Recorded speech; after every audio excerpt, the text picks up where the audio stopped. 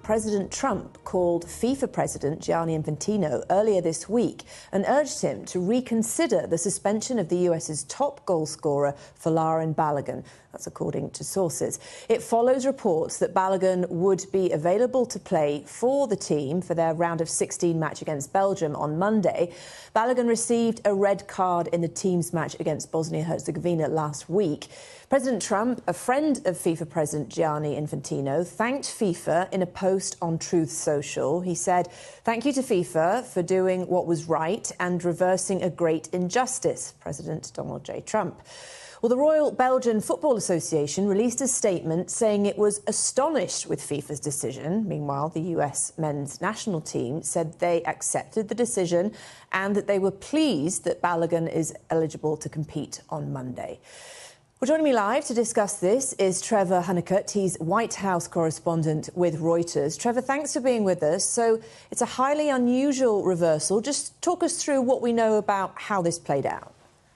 Well, so what we know at this point is that President Trump reached out to Gianni Infantino earlier this week. They spoke, and the president, as we understand it, expressed his displeasure with the decision to award this red card that would keep this player out of this game.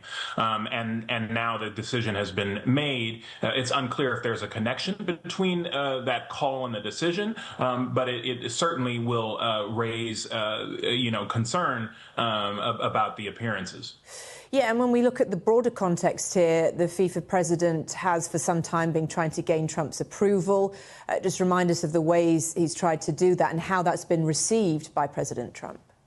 Well, Torin, I can't tell you over the last year how many times I've been in the Oval Office with the president, and all of a sudden I've seen Gianni Infantino in the room for one reason or another, typically with a gift for the president of some kind and a reminder of how important this tournament would be to, putting the United States on, a global footing by hosting this tournament. And of course, Infantino inaugurated this FIFA Peace Prize that he awarded Donald Trump in a ceremony at the Kennedy Center as well. So there's been obviously an effort to cultivate Trump, to make him interested in this tournament and to see it as part of the overall celebrations that are happening around the 250th anniversary of the Declaration of Independence that have been really important for Trump as he tries to send a message, both to the country, the United States, but also to the world about this country standing.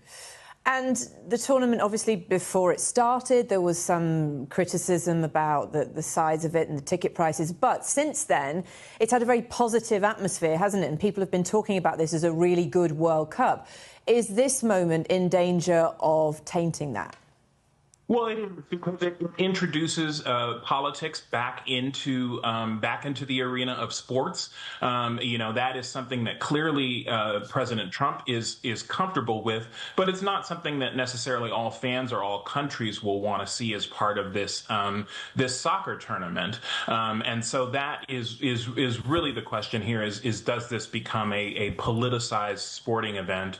We already think that the president will probably try to attend one of these games, maybe the final or something like that, but clearly a controversial move here. And Trevor, just finally, any response from the White House yet on this? And if not, how do you think they're likely to approach this?